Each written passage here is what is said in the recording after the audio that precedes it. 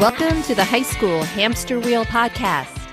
Are you tired of watching the teenagers in your life trying desperately to keep up on the high school hamster wheel? Is your teen confused about which direction to take after high school graduation?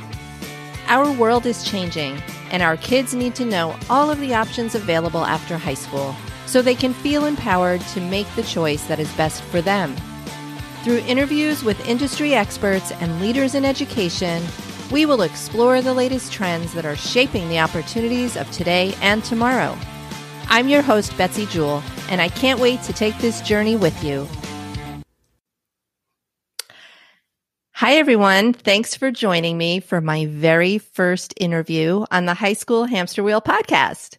We have a fantastic show for you today, so let's get started. I am delighted to welcome to the show Cathy Pagliuca. Cathy is an accomplished writer, educator, and parent to two lovely young adults. And full disclosure, a very dear childhood friend of mine. Not to mention, one of the wisest people I know.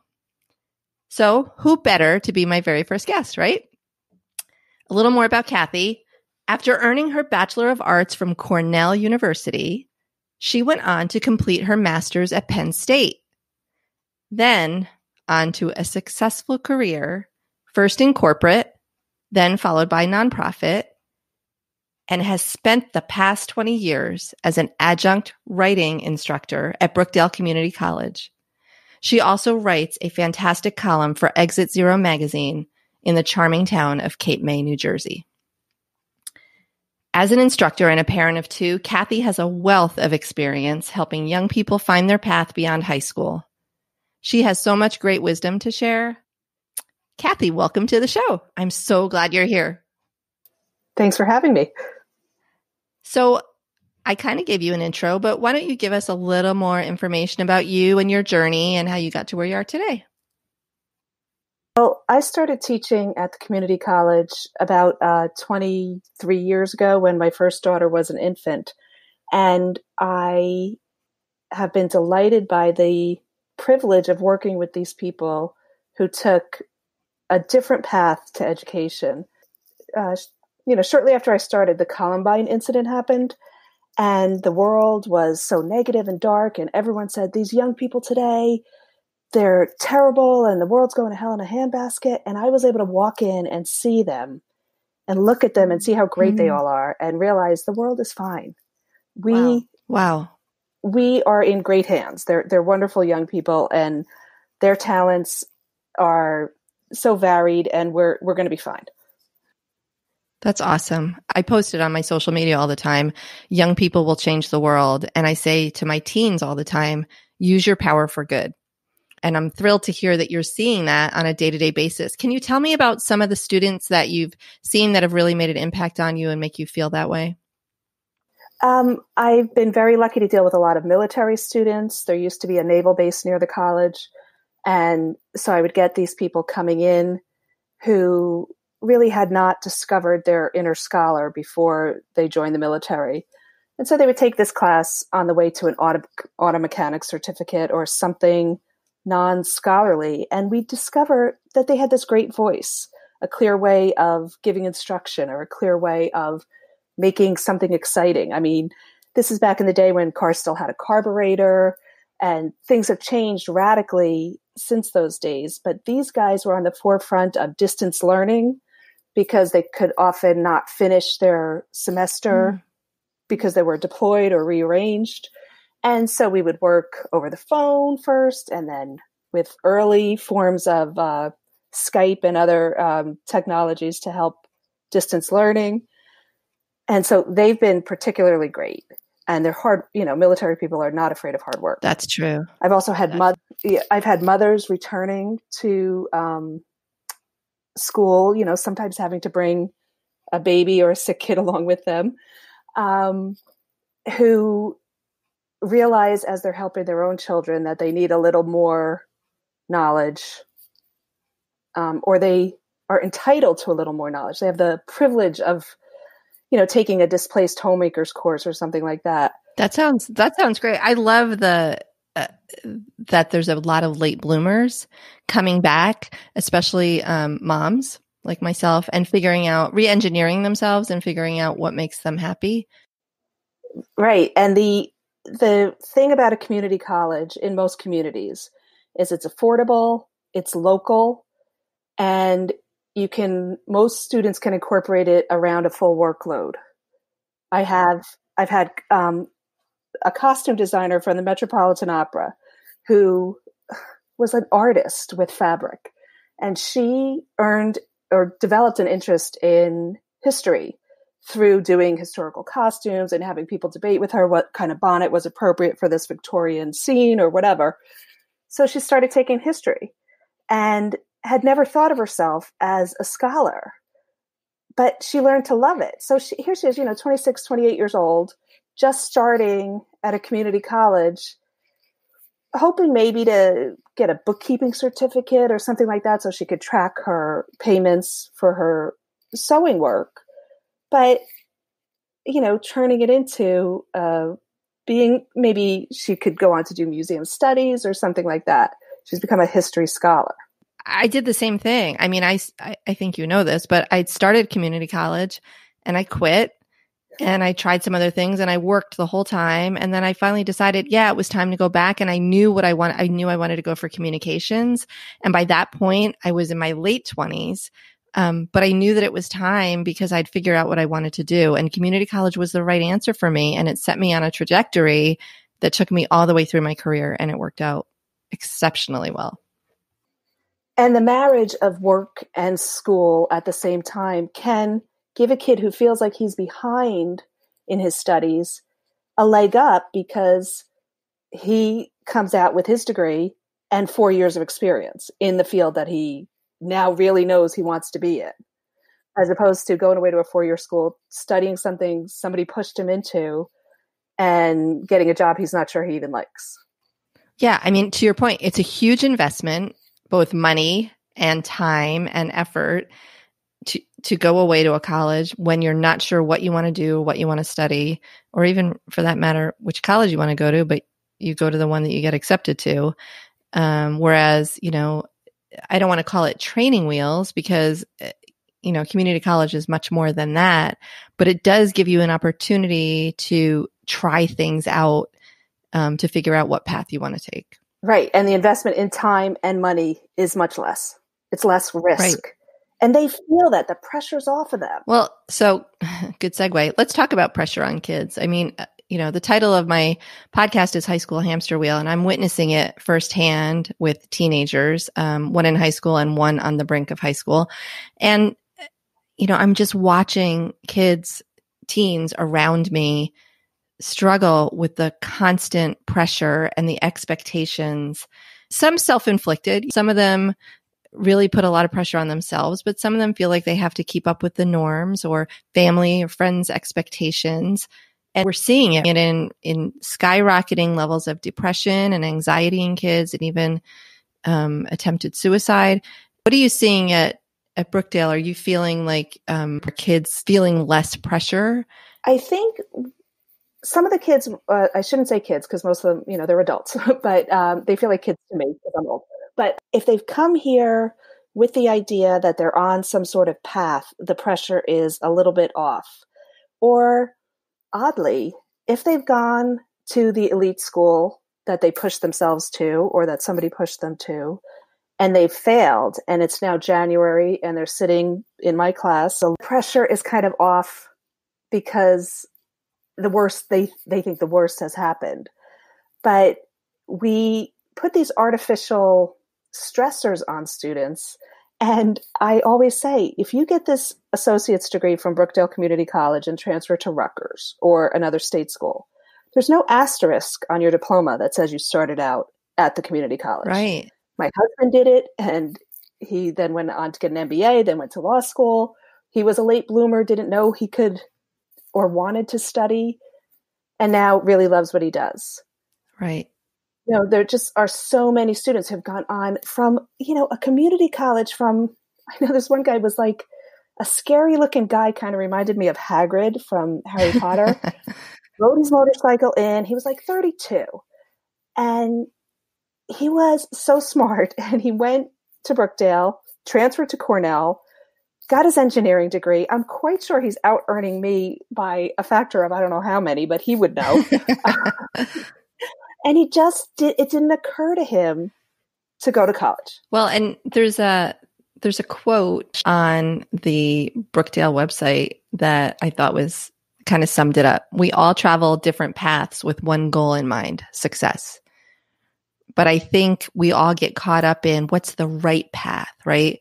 Go to school, get good grades, get into the right college, find the right career, make a lot of money, right? That's kind of the social norm. Whereas most paths zigzag. And I wish that we could find a way to give our kids permission. I mean, they have permission, but I want to help them feel like they have permission to swerve and to make those choices that aren't the typical traditional path. And the swerve is a great idea, because if you don't put the pressure of a gigantic student loan on the student, then they have the freedom to do, an internship that doesn't pay, or to take some time to travel, or just to take a semester off because they got mono, or their grandmother died, or life got in their way. A lot of these women, have infants in the middle of a term, so they have to put everything on hold. The world doesn't fit a semester schedule. And if you don't have a giant student loan, you have the freedom to swerve around that obstacle and come back. Great point. Really great point. So what do you do, do you see in some of your students, if you see them struggling, if they've ended up in your class and they feel like they still don't know what their direction is or what their next steps are, is that part of your role? Do you spend time with them, helping them kind of figure out where they're going? Or what kind of resources are available for them at your school? Well, in my class, my intro class, I have the luxury of assigning topics. It could be on anything. So we can adjust to whatever crisis is happening in the class. And the classroom feels a crisis. They talk to each other. They know when something's going on. So sometimes we'll have where are you in 5 years kind of little exercise, but there are resources to point them to. And mostly they're insulted when you first bring them up. But I try to say, you paid for this. You paid for this extra tutoring. You paid for this extra counseling. Just see if you like it. Go twice. Just see. And sometimes they do. And sometimes they don't. And sometimes, they stop coming. 7 out of 21 of my students on average stop coming before the end of the term. Meaning they drop the class or they just stop showing up? They don't even take the effort to drop the class. They just stop showing up. Huh. And some of them are doing very well. So I don't know if that is because there's so little money at stake, or if something happened that I'm just not aware of. Right. And I do try to help people, but there's only so much you can do without being intrusive. We had the giant swerve around Hurricane Sandy, which hit our Monmouth County, New Jersey community very hard. And that was one thing where the whole school was able to say, no, nothing is late. Everything can be extended. You can change a in-person student to an online student. You can change an online person to an in-person student. It's a community where you have people like Bruce Springsteen live, and people who live in homes that are the size of a mobile home. And to see them share their resources, my internet's working, I have a computer, my house isn't flooded, let's work here. The school was very good about responding to that area-wide crisis. So let's talk about parents. And you're a parent of 2 lovely young women, and you've lived through high school and now you're still living through college. I am. What kind of advice would you give to parents who haven't started this journey yet? Maybe their kids are still in middle school or they've just started high school, and to help them guide their children through the next 4 to 8 years? The first thing is relax. They'll be fine. You told me that more than once. I think that our generation, we went to high school in the 80s. We had the stories and the pop culture things all about 60s people who took these wild detours and spent 2 summers in Haight-Ashbury or something like that. And they all turned out fine. And our kids have like the Alex P. Keaton model. They don't have stories of the Swerve in pop culture as much as we did. So I think they forget that people adjust, people take detours. I would also say you have to listen to your kid. Mm-hmm. You have to not do things for your kid. If you're still waking up your 9th grader for school, big mistake. Yeah. Rethink that. I struggle with that when their alarm goes off and they don't get out of bed. It takes every ounce of energy not to go in and wake them up, but they have to learn. Right. And to not run the homework over that they forgot the 4th time. I mean, everybody has a bad day, but habitually to run them over. Start everything earlier. Ask for those letters of recommendation first. Like those are the hardest thing for students to ask for, I think, even though it's part of the teacher's job. And go look at the schools, get the vibe. Yeah. Yeah. I actually am trying to convince my sophomore to visit a bunch of schools. He has his heart set on one. And I said, you're making a mistake if you think you're going to put all your eggs in that one basket.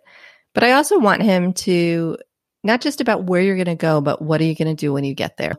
Why is this important to you? Why this school? What do you want to study? And if you don't know, that's okay. And I have nothing against 4-year universities, absolutely nothing, if that's the right fit for you. And I think right. I would want my kids to spend time thinking about that, not just about where do I want to go to school, but what do I want that experience to be like? And to know that it's a choice, it's a privilege, but it's a choice. Right.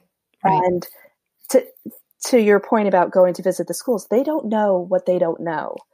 A lot of students think they want an urban environment, for example, take them to NYU and they say, whoa, I want a campus. I want football games. I want, fraternity parties.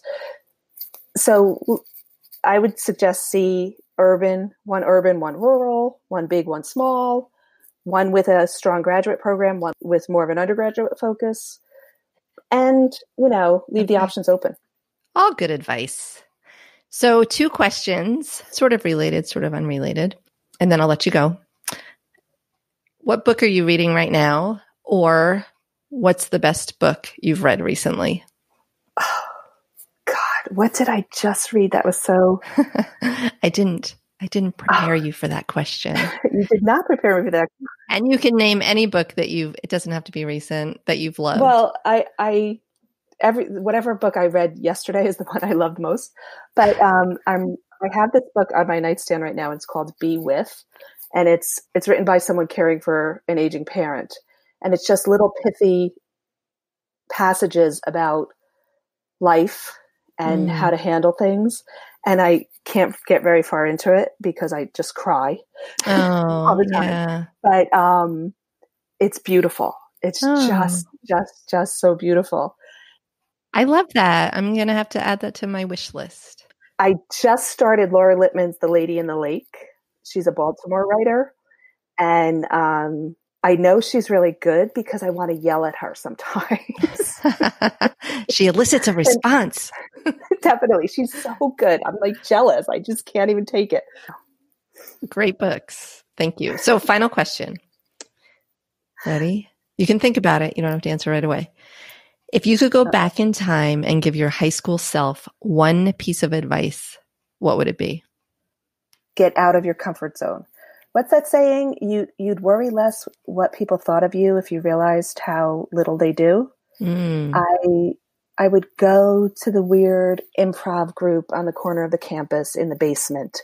I would talk to the odd, nerdy looking person who was working on this thing called the internet in the basement of the engineering building. I just would get myself out of that pretty library chair and expand my world a little bit more. Oh, that's a great answer. Great answer. Thank you so much for this. I've learned a lot about you, despite the fact that I've known you so long. And I really appreciate you taking the time to talk to me as my first guest. Thanks again. I'll see you soon. Thank you, Betsy. It's been a pleasure, and good luck with the podcast. So much wisdom and insight from Cathy. I really enjoyed our conversation. As a graduate from community college, I know firsthand what it's like to take that path. It provides low pressure, low risk, and lots of flexibility. I loved what Cathy said. The world doesn't fit a semester schedule. Thanks for joining me today. I hope you'll join me again. Be sure to subscribe if you'd like to be notified when new episodes are available. Until next time, this is Betsy Jewell with the High School Hamster Wheel Podcast.